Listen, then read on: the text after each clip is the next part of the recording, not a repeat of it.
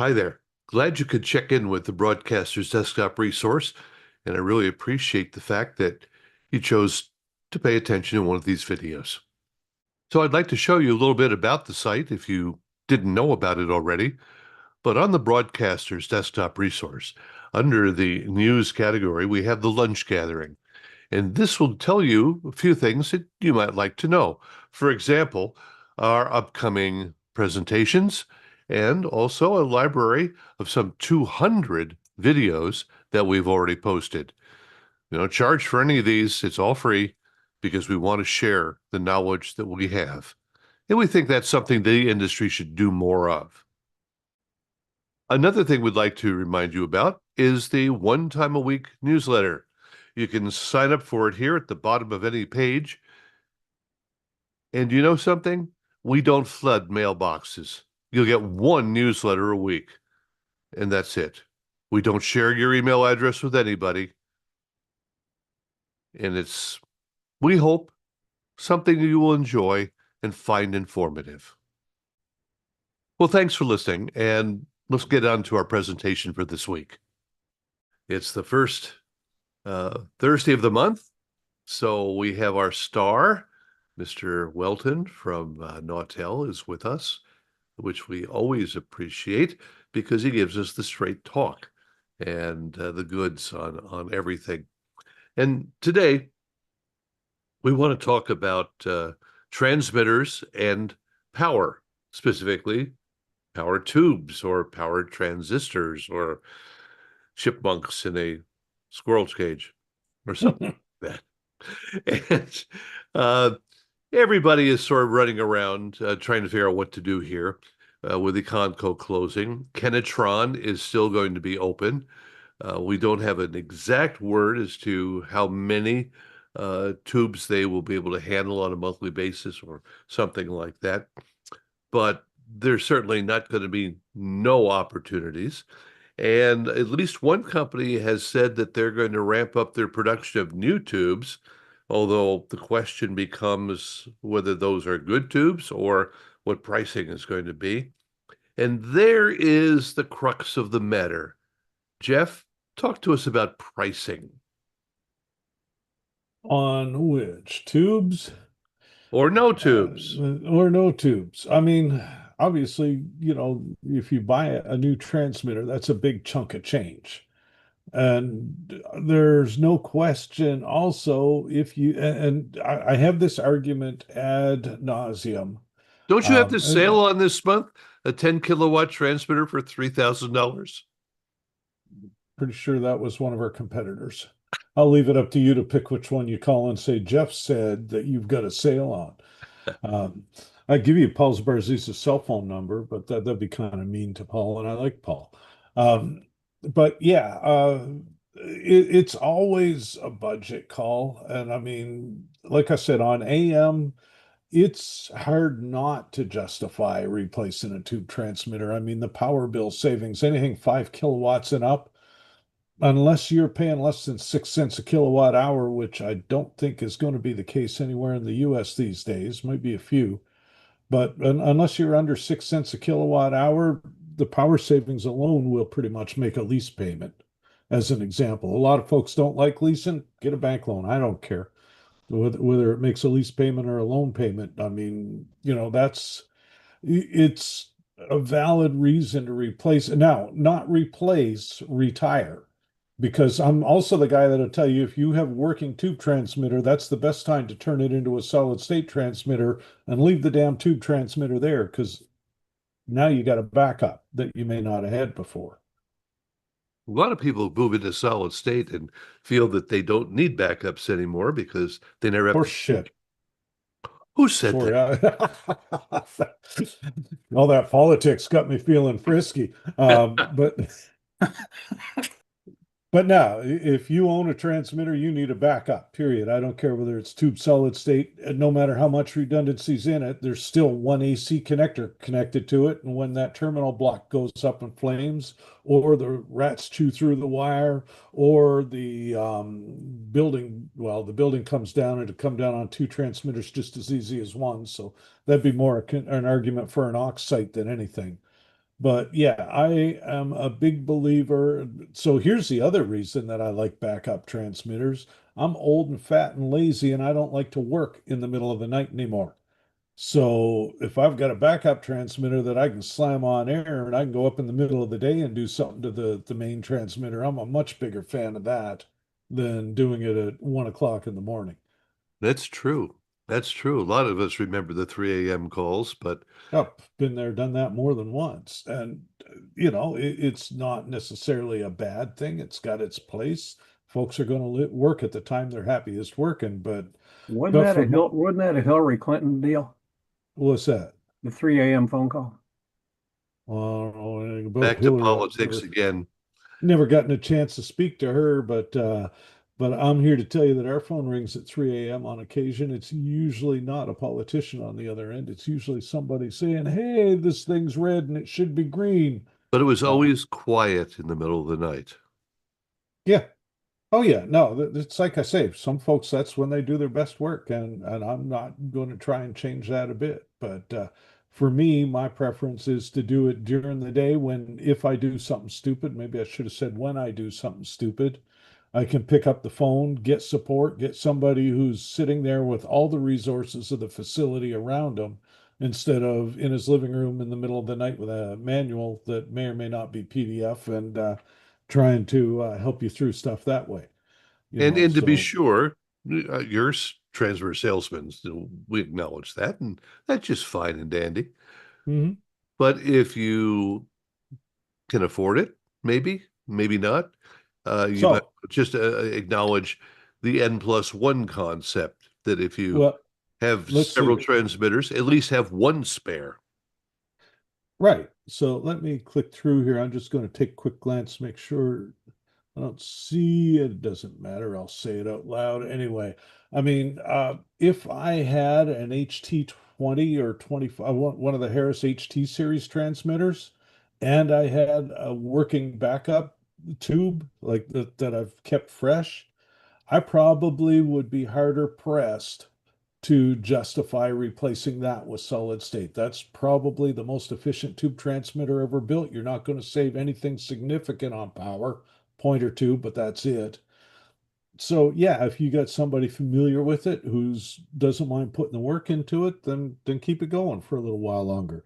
I would absolutely, as of about 2 months ago, start budgeting for its replacement because if you can't get rebuilds 2 months as of now, well, as of May, then or if you're down to one source for rebuilds, then it's going to be a finite period of time before you don't get any rebuilds. And then it'll be a finite period of time after that where you don't get tubes. So it's a good time to start planning for the replacement, even if you're not actively doing it. What kind of time What's it? would you recommend? To replace it. So I've always made the argument that the time to start budgeting the replacement for anything is the day you buy it. The day you take delivery of a transmitter, you should already be planning on the replacement. Now, again, at this point, it's probably just thinking, oh, 15 or 20 years, I'm going to need to do this again. And 15 to 20 years is my general rule of thumb for transmitters, depending on your engineering situation and your site conditions. If you've got a beautiful air conditioned, totally closed site with an engineer that makes it out every month to clean out any cobwebs and look everything over, go toward 20. If you got a somewhat less stellar site, then you're probably going to be 15 because we all know electrolytics don't like heat. Fans, blowers, they don't like heat. And the hotter you run it, the faster it dies.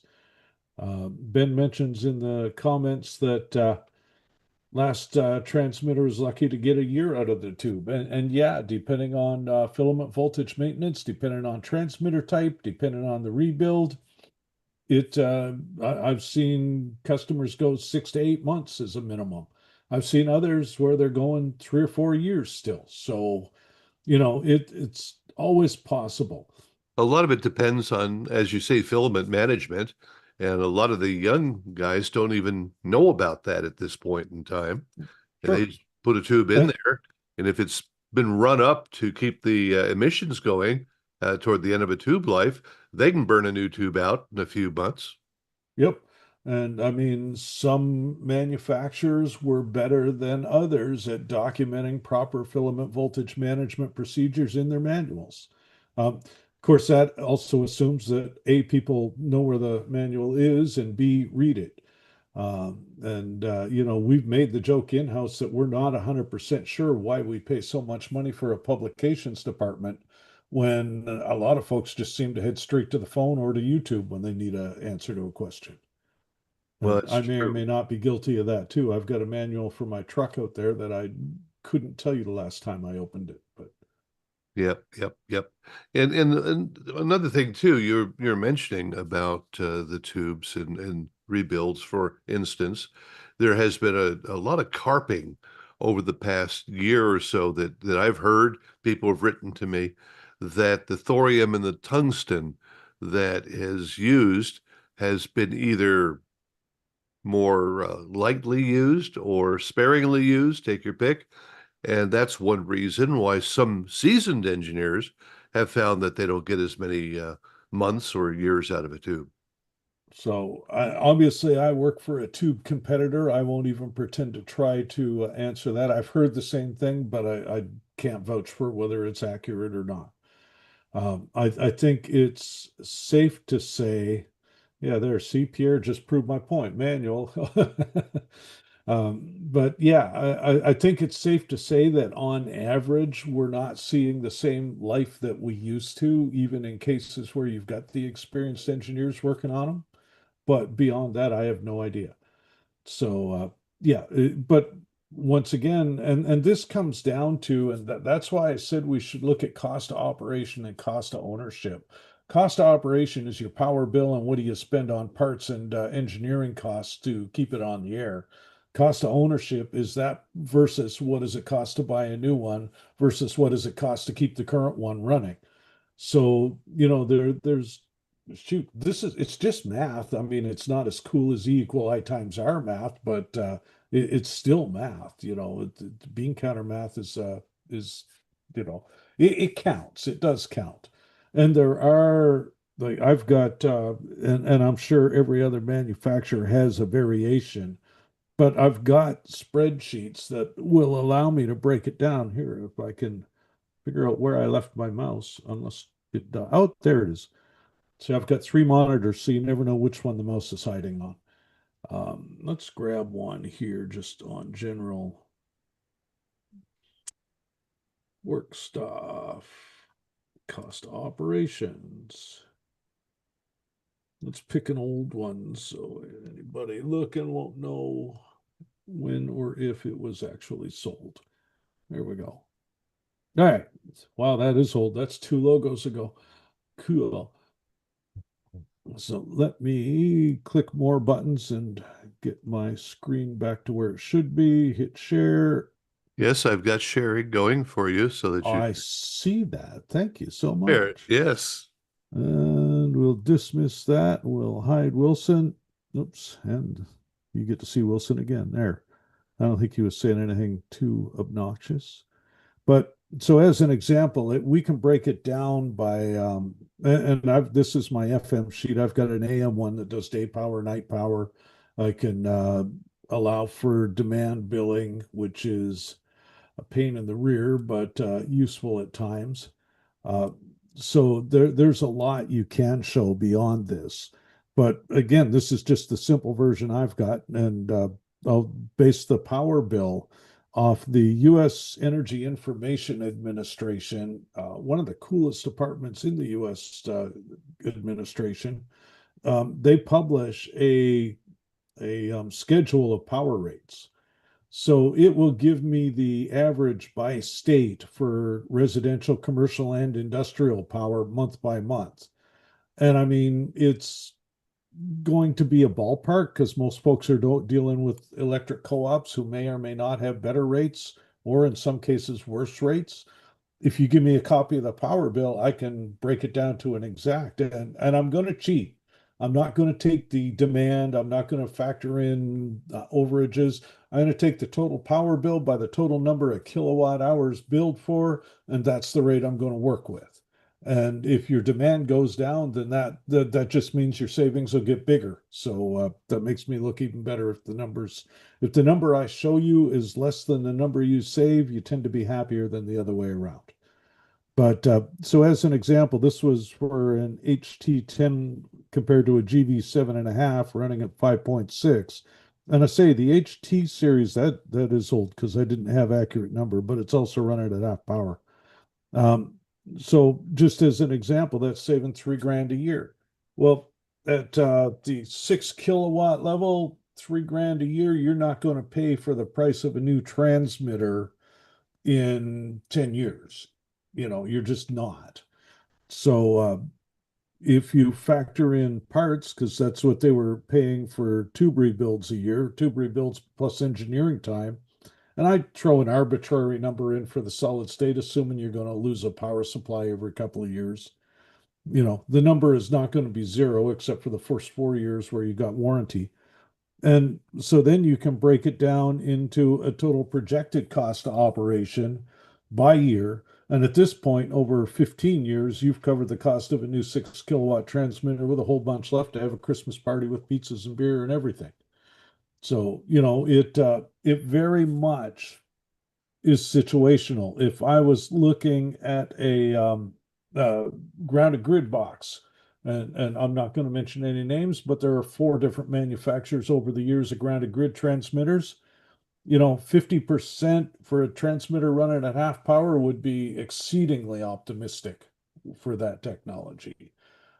If I'm looking at a Doherty, it's going to be somewhere in between. I don't think there were any 5 or 6 kilowatt Dohertys built, but when you get to the higher power, so, know the overall efficiency of what you've got. The overall efficiency of what you're looking at will be in the spec sheet somewhere.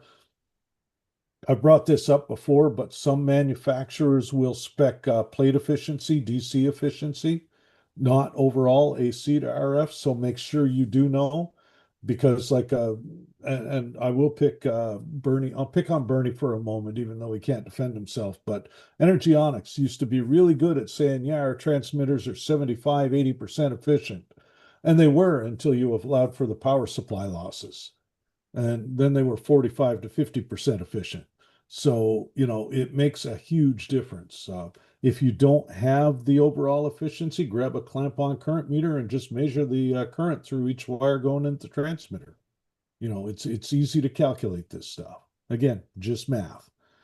So this would be one example of how we can figure out what the cost of operation will be, and you can work it out from there. Now, if you're not changing the air handling, and there's the other thing, I ran into a site a little while ago.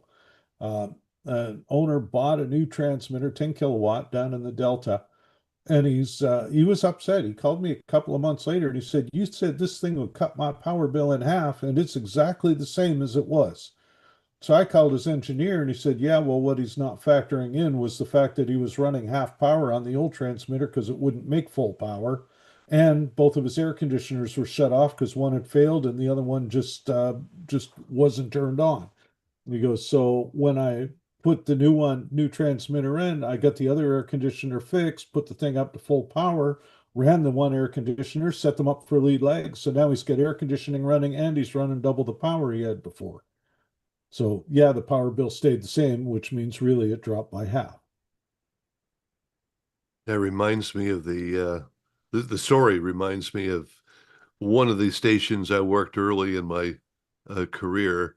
The general manager was complaining that we keep replacing the 4CX 5000A. And I explained to him that there was just one problem. Before I ever got there, he had put the transmitter in a closet. Mm-hmm. There was no air, no circulation whatsoever. And I said, Yep. you just can't do that. So about a month later, it took him about a month to finally get the message. I come to work and there is a slot in the wall about 2 inches high by about a foot and a half wide. Mm-hmm. He'd bought a Bard, or he traded out a Bard and hung it on the wall. Right. And then a few months later, I need a new tube. And he says, "I put an air conditioner on there."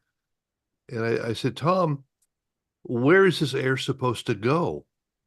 You can pump air into a room all day long, but if there's no exit, the heat is going to stay right there. Yep. And that was about the time that I sought new employment. Now, the other thing too on FMs, I mean, we'll get a lot of calls from GMs and program directors that'll say, like in this case, I need a 100 kilowatt transmitter. I'll build you a 100 kilowatt transmitter all day long. Don't get me wrong.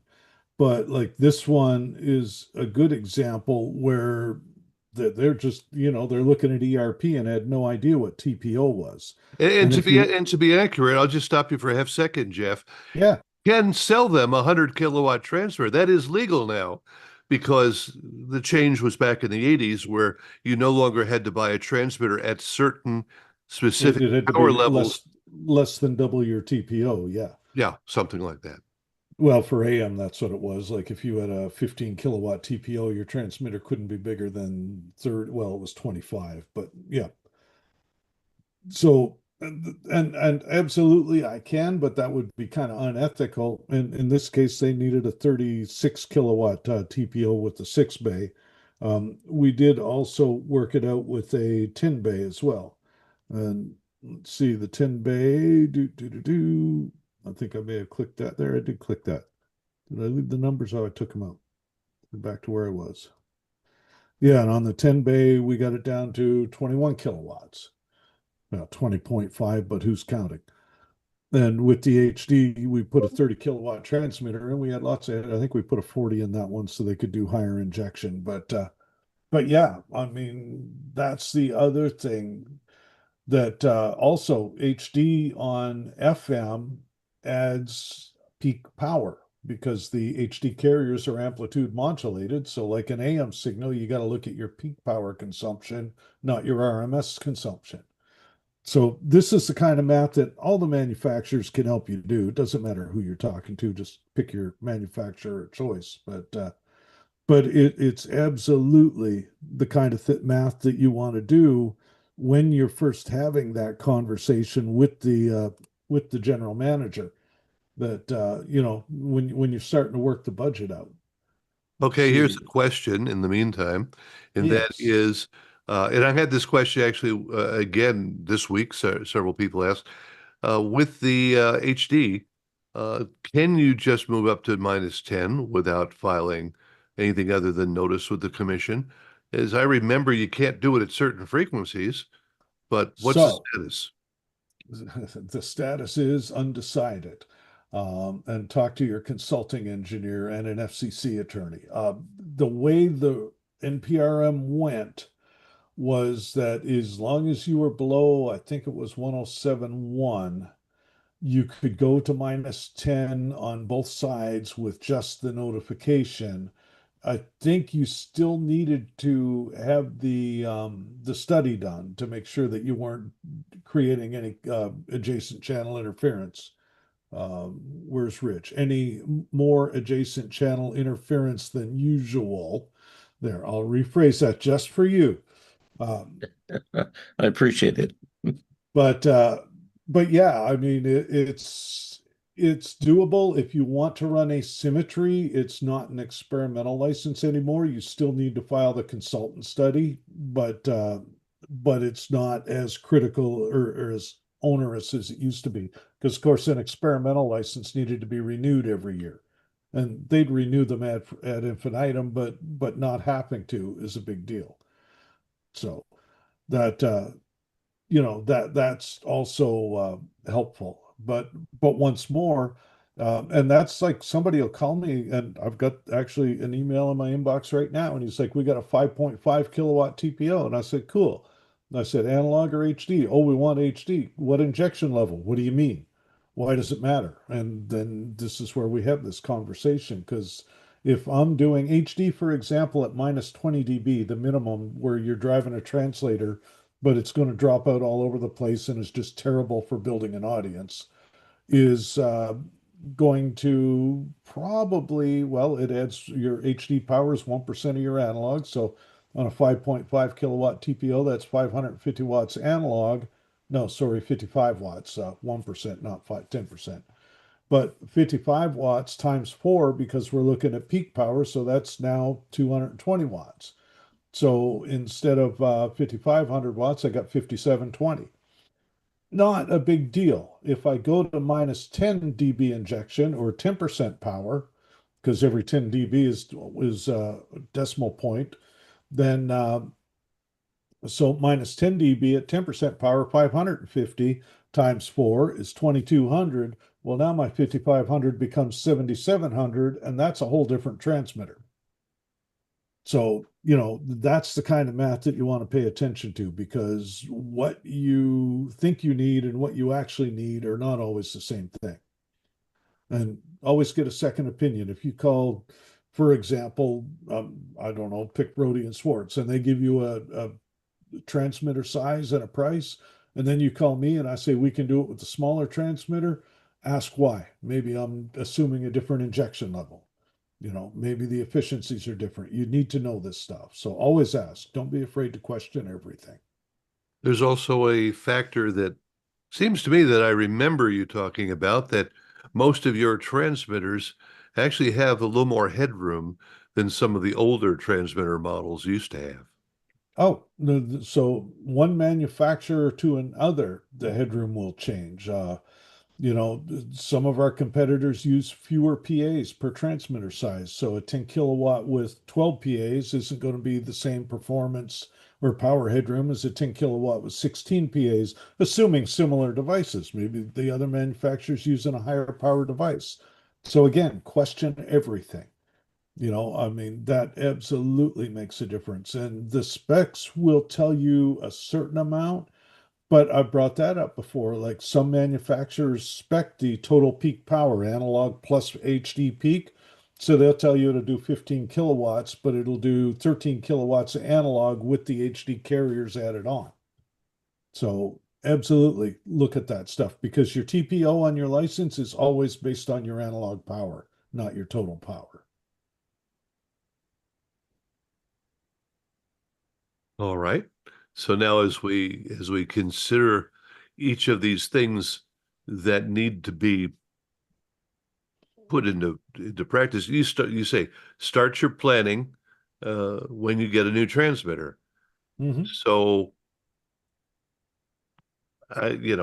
without telling me that you'll sell me a new transmitter at a deep discount, what kind of budget do you think someone should set aside? So when you buy a transmitter, you of course have a price. You know what you paid for it. On average, and I will emphasize on average, transmitter prices don't change. It's a fairly stable market. They do change, don't get me wrong. So I tend to ballpark 5% per year. That'll give me a little high side as a rule. Like our price list dropped this year, and I'm not afraid to say prices went up a couple of points, but just a couple. It's not that bad. However, be aware that yeah, prices are going to increase. If it costs me more to make it, it's going to cost you more to buy it. So yeah, if you ballpark 5% per year, you're going to end up with an inflated number down the road. But if you budget for that, now you've got room for spares. You've got room to allow for everything. And if management says we got to cut the budget, go get a price update. Give me a holler. I'll very cheerfully look at my price list and throw a number at you. If you don't want me to write a quote, it doesn't take more than a couple of seconds in a phone call. I'm happy to do it. Let's see. Pierre is reading up on semiconductors. Oh no. Going to skip that for a moment, Pierre. I'll be right back. But Ben made the comment that there was a Doherty that we call, or Western Electric, and Continental did at 1 kilowatt and up. But yeah, 4.3 to make a kilowatt RF. So efficiency does take a hit. Oh, Scott caught the Western Electric one too, but I knew he had to skip out. So yeah, again, that comes back to that spreadsheet I put in the beginning. You've got to pay attention to what you're drawing now as opposed to what you'll be drawing later for power bill.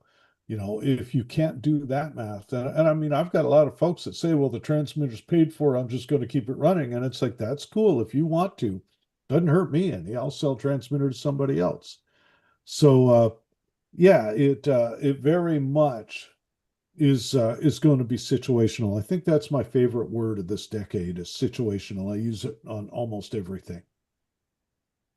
Now, Barry, the transmitter information I sent you for the 1 kilowatt Western Electric, I think that had Doherty. Yes, absolutely. It was a good sounding transmitter. It would pass an FM proof. Nice. I think, Jeff, one of the other things to consider if you have an older, less efficient rig, that less efficient rig is less efficient in that it's putting out more waste heat. And if you're not comparing to, liquid cooling or something like that, you either have to pay to remove that heat or deal with the artifacts of the whole room running hotter. So that's a second savings that's will show up on the power bill, but not on the transmitter consumption. Right. And that's absolutely, again, you're dealing with a system, not a device. So you've got your cooling, you've got your power delivery, you've got whatever you're using to deliver your content. I mean, one of the advantages that we like to brag about with the new virtualized HD stuff is that I can plug a Cat5 cable hauling AES 67 or content from whatever my automation system is and kick out analog plus 4 HDs with no other boxes in the middle, no processors, no Nielsen encoders, all that stuff's built in. By the same token, when the transmitter goes down, it takes everything with it. So, situational, pay attention to that stuff. Definitely backups. Then the short answer, so Pierre asked when we're going to silicon carbide devices. The two-part answer to that is when they're cost effective enough that you guys will pay for it, and when the efficiency or the performance is higher than what we're getting with standard silicon. What the devices are made of is irrelevant to us as long as we think we can, if you're not going to pay for it, it doesn't matter. It's like I said, I can make a transmitter that will never ever fail, guaranteed. I put a lifetime warranty on it, but I promise you we'd never sell one. How much would that cost? A lot. Well, basically, the way to do it is what we do in our navigational beacons. We put two completely separate systems in the loop with both manual and automatic switching and the ability to physically patch around one if all of the terminal blocks burn up. And yeah, you at that point you basically doubled the price plus a lot extra for the engineering. So say 2.5 times the price in a market that says let's say price sensitive. Owners tend to be, what's the word I'm looking for? Frugal, conscientious of the corporate dollar. Well, I wouldn't want to put you on the spot to rate any of you. When have you ever not wanted to put me on the spot? Come on, let's do this. One of your competitors, but let's just, for the sake of discussion right now, let's take a 20 kilowatt FM.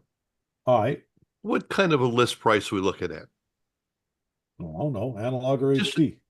Just a rough. Well, you tell me. You're asking me how much does a car cost? I need more information. Go ahead. No, I say if I know analog or HD, then I can give you a guess. So what are we looking at? Analog, HD? Yeah. Let's start there.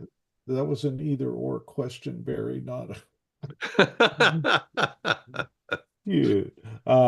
Let's see. I know Wilson's in there and he's got all this stuff memorized. I actually have to look it up because, well, I'm old and don't care to memorize stuff anymore. Jeff, you want to speak up?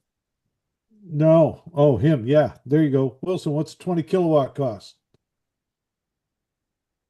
NV20 LT is 88,000. There you go. All right. GV with the X-Gens 113.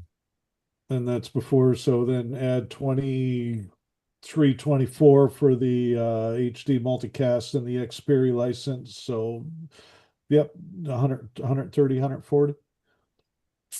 And that's, I assume that's the if we don't like you price, list price. That's list price. Yeah. And so you're recommending that somebody put aside about 4K a year toward the new transmitter. Give or take. Yeah. And again, this is, like I said, you look at what you're buying. And I would probably, working on the theory that I used earlier about the 5% per year, I'd probably average 4,200 this year, bump it up 5% next year, bump it up 5% the year after that. And that's what I'd put away. Because at that point, let's see. Well, there you go. So Harold has a good thought there. How about putting aside the depreciation expense? Because I mean, you're also going to do the section 179 return on your taxes, assuming you're filing income taxes or business taxes. So use the depreciation to pay for it as well. That would have been US, Bill. We Wilson and I both only deal in US dollars. I could probably translate it to Canadian, but I'd have to look it up somewhere because I don't even know. Did the folks who bought the 3 megawatt, the 3 megawatt, get it back up? So that was a 2 megawatt, and they kept the existing transmitter as the backup. So yeah, they did. Oh, okay. Yeah. And I mean, the old one, now the old one was not, as I recall, and I mean, that SOLT project was shoot pre-COVID. So, I don't remember exactly, but I want to say it wasn't making full power. So they kept a portion of it. But shoot, Rich, you know as well as I do, if you can make 10% power, you're going to cover the bulk of your audience anyway. That's correct, because if you look at a contour map, by factor of 10, let's say 5 kilowatts to 50 kilowatts on AM, it's just a very small change in your radius. Right, right. Well, I mean, RF travel works by square law too. So yeah, absolutely. What do they say? The last 90% of your power covers the last 10% of your audience. Then why is everybody buying high-powered transmitters Oh, when the translators? because directors love 100 kilowatts at scorching classic rock. Okay. That's why. Because Or 100 if you're kilowatts on sounds a AM, lot better 50. than 5. Yeah, or if you're on AM, 50,000 watts. Yeah. Think of all Yeah. those 50 kilowatt radio stations in this country. And Rich, you should know this. They're all, of course, the East Coast pointing straight into the Atlantic, or on the West Coast pointing straight at Hawaii, because they can't put the 50 kilowatts anywhere over the US.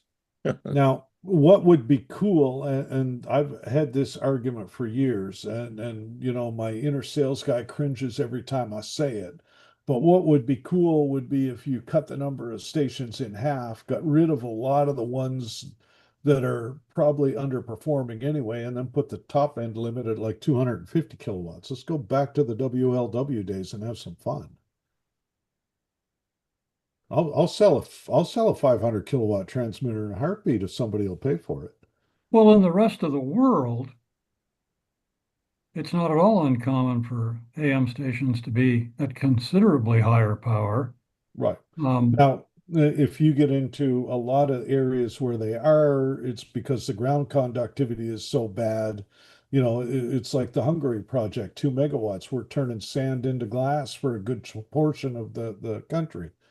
On the other hand, the 2 megawatt in Qatar, when they were still running it before they stopped maintaining it properly, put a really dandy ground wave clear up, way up the Gulf of Arabia or the Gulf of Persia, whichever you like to call it.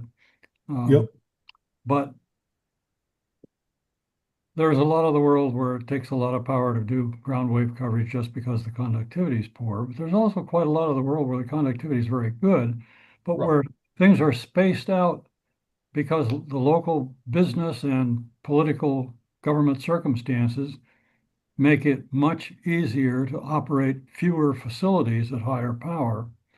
Well, and you also like, and Qatar would be a good example of that. I've done a lot of work in Iran and Kuwait as well. And when gas is 25 cents a gallon or diesel, you can run your own generating system and keep things going at that power level. When you're dealing with electricity at 14 cents a kilowatt hour, you're less inclined. Well, by the looks of it, there'll be a lot of new transmitters needed in Iran. Look, I'm sitting there looking at that going, I spent the better part of a month there in 2000, met a lot of really awesome people, ate a lot of really good food, and covered the entire country. And I'm just sitting there going, they'll put a name of a city up on the news, and it's like, yep, been there, yep, been there, yep, been there. So, yep, been there. Oh, you got the ground conductivity map up. And by the way, this stuff, and there will be regional pockets. That map is good as far as it goes, but it's not a bad idea to get one of those long lead meggers and measure your ground conductivity too sometimes. Not quite the same thing, however, but Nope. useful. It's always good to have an idea. Well, as I recall, Barry, our pattern at XTRA was pretty much going north and northeast, not so much over water. I don't know what the new one is. You're talking about the 690? Yeah. The pattern was rotated slightly, but it was also screwed up because the original pattern was designed with a bunch of vertical minima, which is why the major lobe went toward the south, or actually a little east of south, and the lobe back toward Los Angeles was a minor lobe, but it had very little high angle radiation to keep the ground wave skywave interference zone. It was designed by Dick Bybee, who knew what he was doing. What's the current call sign for that? XEWW, I think. Yeah, I mean, the other trick for, map M4 that you were showing there is the team that did that, and I think it was really one guy. The farther west you got, the more it was subject to interpretation, because a lot of places the guy had a lot of experience on the East Coast because that's where all the radio stations were. And when you got farther west, some of it was done by, well, the land layout is kind of the same as it is in Pennsylvania, and the trees that grow there are kind of the same, and so on. So if Pennsylvania is a 6, then this is probably a 6. And every once in a while, it was really, really wrong. It's very And wrong in a lot of places. It was based largely on proofs of performance, and some of those proofs of performance, even back in the 30s, were probably dry labbed. And the report from which it came is published by the Bureau of Standards. We have a copy in our office library. We also have the letter that they sent out several years later wanting more information from consulting engineers, but the FCC was never willing to budget so NTIA could create a more modern and accurate conductivity map. There are some methodologies. I have documentation on a couple for making ground conductivity at medium frequencies, calculations based on a variety of parameters.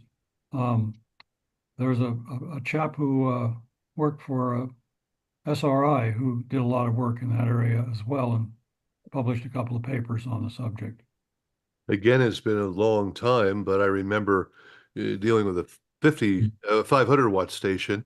We brought up to 2 kilowatts by showing the conductivity was not what was on that map. oh yeah, that was often done and frequently wisely. One of the things that I discovered that someone told me, um, I had a site that was in Indiana, and his contention was that whenever the coal is close to the surface, the conductivity is worse than you think. And we actually put up a test transmitter on a clear channel frequency of all things. We got a license for a test transmitter to run in the daytime on a Los Angeles clear frequency. I think we ran 250 watts and actually measured the conductivity. And it was, the thing that would really amazed me was, the measurements were terrible in Indiana, but as soon as you cross the Kaskaskia River in Illinois, the conductivity changed a lot, in spite of the fact that if you looked at the surface and everything else that was not an RF measurement, you would not notice that the river was basically a conductivity break. It all looked the same, but on one side it was 6, and on the other side it was 11. Yeah, and that's why I say I think it's always good to, even if it's not as accurate, to take the measurements and double check. And Yep. that's where consulting engineers are worth their weight in gold. And I mean, like Mark's got the comment here, and Mark, I'm assuming we're talking about KLUX just from your signature, but like trying -10 thing, and you're not going to try -10 on KLUX because you've got stations in Victoria and Floresville who would get very, very upset if you did that. Yeah, again, reach out to your manufacturer, reach out to a consulting engineer. It's always a good idea to look at that stuff.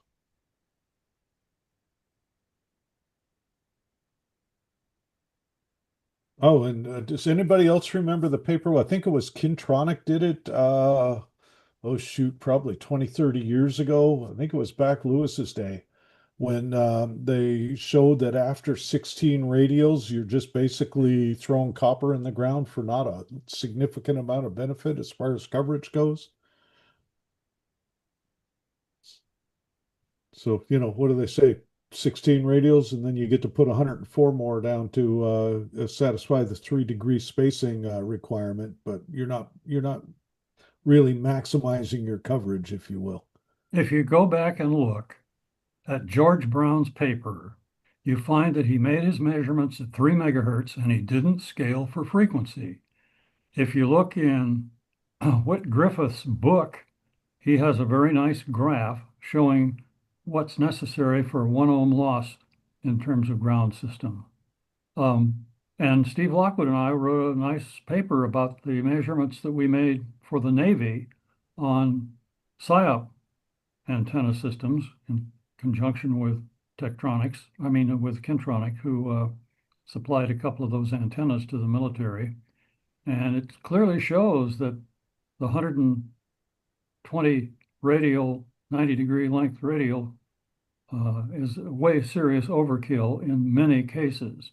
Now, if you put an antenna up in a place where the conductivity is extremely poor, then that area close to the antenna base where the displacement currents have to be terminated in order to make the antenna work and satisfy Kirchhoff's law and Maxwell's equations, then more radials or more copper or more high conductivity material close in will be advantageous. But if you're in a place where the conductivity is pretty decent, you can get away with a lot less.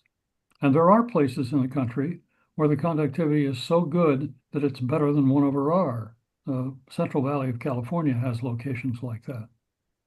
Anyway, I'll shut up. Well, I'll bet you Ben knows the answer to this question, but I'll ask it and see if anyone else wants to. How many radials actually did Dr. Brown use? He used 117, if I remember right off the top Yep. of my head. Ding, ding, ding. And that was because he ran out of copper. Exactly. If he'd run out sooner, we might have 100 radials or 80 radials. Some of these above ground, elevated ground systems running 6 or 8 radials. Of course, you lose something by being in the ground, but it's probably not a good idea to try to throw 50 kilowatts in an above ground network. Why? I've got a 200 kilowatt in Brazil running into a elevated ground radios. Now, if you walk under it with a 4-foot fluorescent bulb, you everything glows very nicely.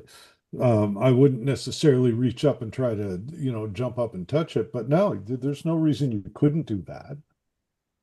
You're right. Well, I there's mean, always exceptions because, you don't own all the land, you own almost enough land, or, it goes into a cliff, or, there's, little things like there's, highways or railroad tracks. Railroad yeah, tracks are cool, but We get facilities authorized with fair regularity, with irregular ground systems of one sort or another. And in fact, I just finished up working on one, and I'm waiting for Hope Lockwood to get me a decent drawing of the site where, the ground system's well less than what's in the FCC's curve. And you have to remember that curve that's in the rules, the figure 8 curve that's in the rules, like a certain amount of other antenna related stuff in the commission rules, is just simply not correct because it doesn't follow the laws of physics.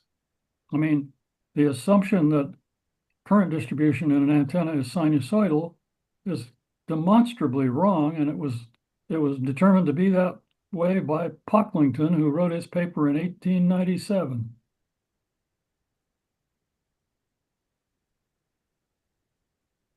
And I can also comment, Ben, on a case where I got called in when the Army Corps of Engineers to change a floodplain literally drove a ditch through 40% of a particular station's ground system.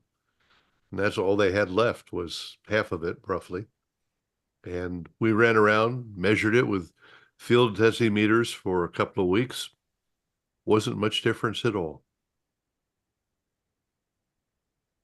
But that's AM.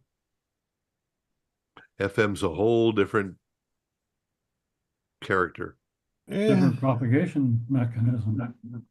Yep. right. I mean, it's shorter wavelengths, so the same length of wire will have a much different effect. But the technology that, RF is RF. So yeah, audio is RF at a much lower frequency. No, it isn't. I know it isn't, but that's okay. I like to play the game. I need to bail out here, gentlemen. Goodbye.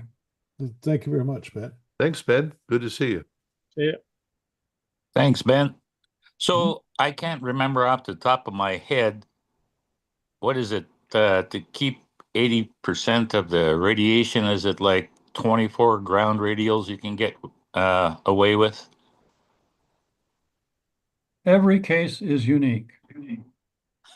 Yeah, I got Tundra with very poor conductivity.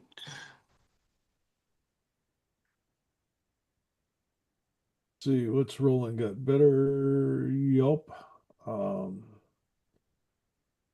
absolutely. The processor is probably better on AM as an investment once you hit your certain minimum number of radials for coverage, because at that point your processor gives you the ability to boost your average power by hitting the peaks harder. If you look what, and I'll pick Orban as an example, what they can do with the XPN. I mean, we can raise overall peak average or peak power quite a bit. Does it sound good? Well, that's subjective, and I'm deaf, so I'm not even getting into the sound war discussion. Yeah, I've been thinking about that. We've got an AM and an FM processor that we got in 2006, brand new. I've been looking at the little smaller boxes, from Orban and Well, Telos and stuff. Other thing to think about, Pierre, is the denser and harder you can drive the transmitter. With that NX transmitter, you turn the MDCL on and it'll increase the power savings too. Yeah, I've looked at that, but people don't like the way it sounds. Process it differently. It's probably due to their radios more than anything else. Just tweaking. It's all tweaking. That's what we do. We tweak stuff. I did post a link to some papers that indicate for elevated radials, are equivalent to 120 buried radials. Mm-hmm. And I mean, most of the elevated systems I've seen have either been 8 or 12. I don't recall seeing anything that had a whole field of elevated radials. So, mind you, they're Yeah, not really, really common. we actually thought about elevator radios when we built our new tower way back when in '86, but See, we Barry, didn't that's do why I that. like this lunch. We come in to talk about one thing and end up designing ground systems, and this is really fun. So I'd just let you guys drive the bus, and I'm just here for the ride. Well, I think the key thing is that we're here to learn things from one another. Right. And even if we start in one area, the topic does tend to change a little bit. We can always bring it back. And hey, we'll bring it back next month. You'll be stuck with me again. Oh, Wilson just noticed your button. I'm gonna say, Well, I've probably got one or two of those around here somewhere, and one of the bags of swag. The note in chat about copper being stolen. Has anyone done copper weld? And although I guess it looks like copper, but so people may still steal it. Also, I found using copper weld on an antenna that as the current goes up, the resistance goes up. So somebody built a dipole with copper weld and it worked great at 100 watts, but it ran up to like 400 watts and the SWR went crazy. So is that due to skin effect?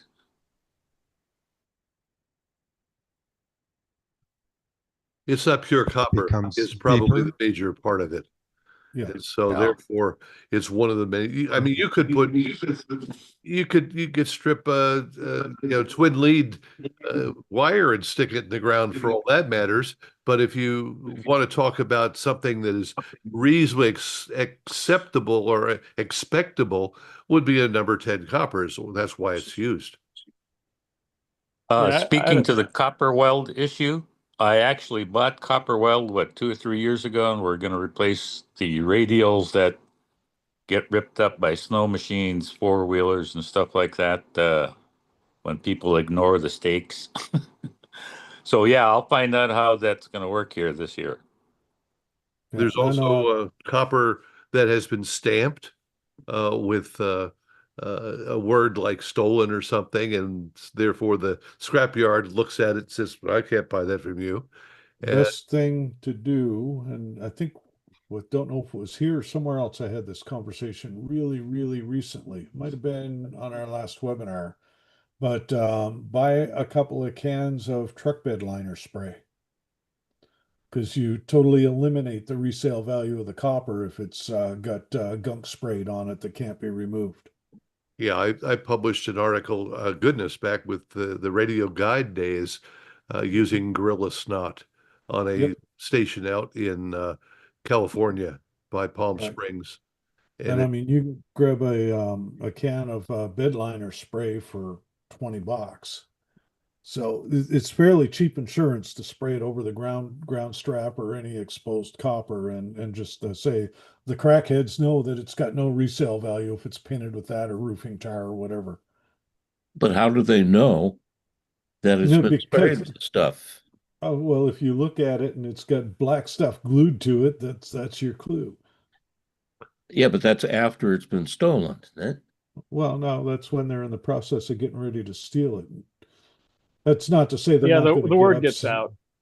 Not to say they're not going to get upset and do some vandalism while they're there, because there's no money to be found. But I mean, we're talking people that'll destroy a $10,000 condenser unit just to get $20 for the copper coil. So logic does not really apply here.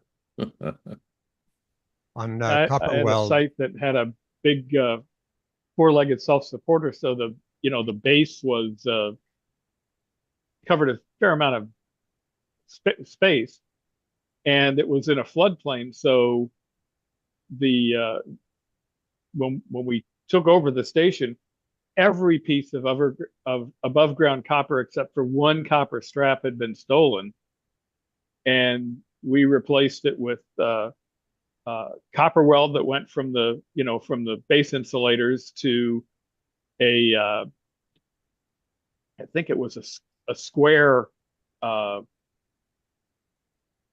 piece that was at the outer edge of the counterpoise, but we did everything with copper weld, and very, nobody ever stole it because you could tell it was, the first person that tried to steal it, probably took a wire cutter and discovered that, oh, I can't cut this.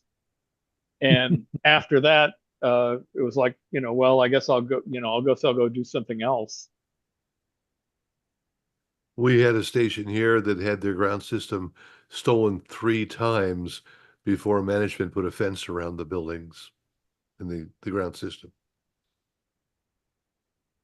That goes back to security.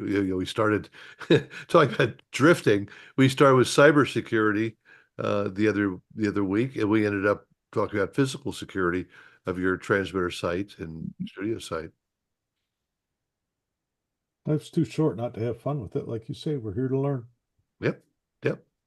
Jeff, it's top of the hour here, so I know you're going to tell me that your boss is calling your name. All right, I do have to get going because I do have a call coming up in 5 minutes, and this Popeye's Diet Soda is going to need to be dealt with shortly. Yep. So I will let you all go, and we'll talk to you all, if not before, next month. Holy smokes, NAB is next month. How did that happen? Must be something that you manufacturer guys did. All right. And it's funny because while we're sitting here, I've been trying, they've changed it to limit us to 1 badge per email address, which is a challenge for those of us that come in as speaker, exhibitor, and on conference passes. So getting them to merge all of those into 1 email address has been an interesting exercise. But I think we finally got it sorted out about a week and a half after I first asked. So there you go. Could always be worse. Well, we'll be waiting to hear more from you and make arrangements to visit your booth, and maybe we can all get free floor passes from you guys. Absolutely. If you reach out to me with an email, there is still a floor pass code in my signature file. What's weird is that the NAB has closed the floor passes 4 or 5 or 6 times. Yep. And they have another one right now that ends on March 28th. But it's the NAB. So you guys are NS 9564. If you say so. I'd have to let me go to my sent mail so I can find out. NS 9564. Look at that. You don't trust me. My goodness. I just, what do they say? Trust but verify. I'm going to make you buy dinner. Wouldn't be the first time. I'd be happy to. That's right. All right. I'm going to get out of here. We'll talk to y'all later. Jeff, be well.